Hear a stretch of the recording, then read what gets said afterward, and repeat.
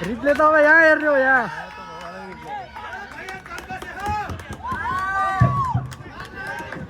replay त अब यहाँ हेर्ने यहाँ सम्झी आउनु भयो अब यहाँ के हुन्छ सल्लाह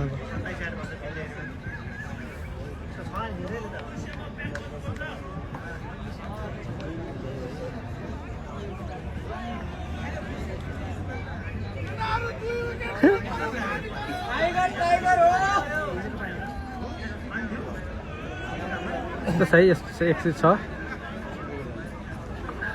जितेन्द्र सिंह 164 टोटल रन बनेको छ 3 विकेट चौथो विकेट गयो पानी पर्छ भन्ने चिन्ता छ ओ